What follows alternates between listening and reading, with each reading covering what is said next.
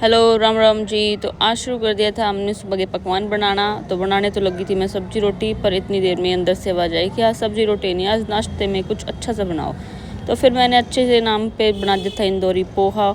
मतलब मैं जब बस में से आती थी तो एक स्टॉल वाला खड़ा रहता था, मतलब बड़ी प्यारी सी एक स्टॉल ट्रक फूड ट्रक लगा के जिस पे लिखा रहता था इंदौरी पोहा। तो एक दिन मैंने खाया और इंदौरी पोहा तो ऐसा था जैसे मैं रोज़मर्रा की ज़िंदगी में बना सकती हूँ।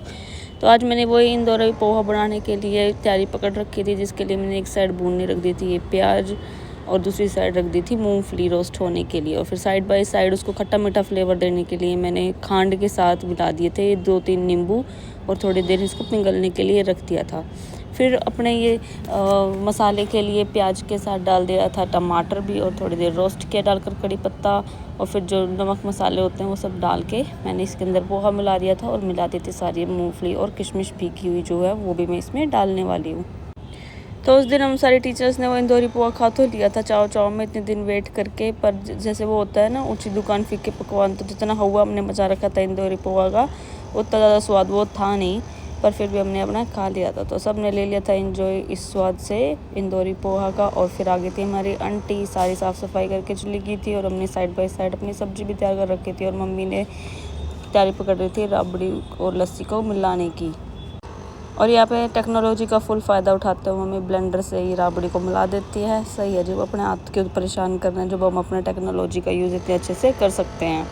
और फिर तैयारी पकड़ रखी थी 1 बाय 1 सबने नहाने धोने की। हमारे पिताजी तो आ गए थे और मम्मी चलती थी अपने कपड़े उठा करके। आ करके सबसे पहला काम होता है पापा का दिया बाती करना सुबह की, और फिर ये भी काम निपट गया था। फिर डाल दिया था मैंने सबके लिए खाना कि बैठो और अब सारा काम ख़त्म करने के बाद खाओ अपने बढ़िया ब्रेकफास्ट करने के बाद आ गई थी बॉडी में एनर्जी, जिस एनर्जी के चलते फिर मैंने आगे के काम भी संगवा दिए थे, मतलब कि तैयारी पकड़ ली थी थोड़ी सी साफ़ सफाई करने की। हालांकि आंटी चली तो गई थी झाड़ू पोछा करके जल्दी ही आज, पर फिर भी मैंने गीला कपड़ा लेके और कर दिए थे तैयारी ये एक एक करके सारे पत्ते साफ़ करने की। और देखो जी ले तो आओ ये पेड़ पौधे से और उनकी सफाई करनी भी ज़रूरी है, वरना फिर अगली बार से घर वाले जो है शॉपिंग करने से पहले ही बोल देंगे कि लेगी तभी जब साफ़ करे तो लियो वरना मत लियो।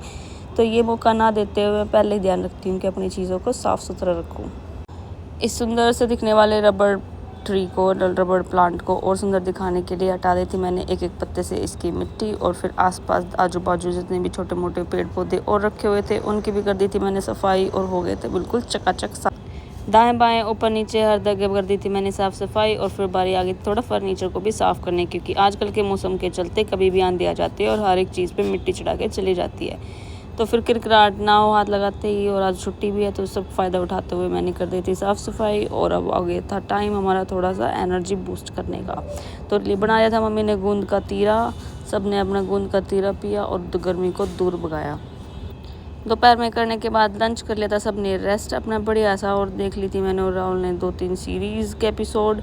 और फिर आगे थे शाम को काशवी और मेरे भाई भाभी कुछ काम से सेक्टर 14 की साइड। तो हम सारे के सारे चल देते सेक्टर 14। और देखो ये फ्रॉक जो मैंने आपको व्लॉग में दिखाया ही था मिनी व्लॉग में, वही आज काशवी पहन के कितनी प्यारी लग रही है इसमें। और फिर चटकारे बार तो ये चट्टों ने खाया अपना थोड़ा बहुत जंक फूड, देख कितनी खुश हो रही है खाते हुए। और फिर साथ में आज हमारी बहन तन्नू भी आई थी, मतलब मेरे मामा की, मेरे छोटे मामा की बेटी तन्नू बहन भी आई थी।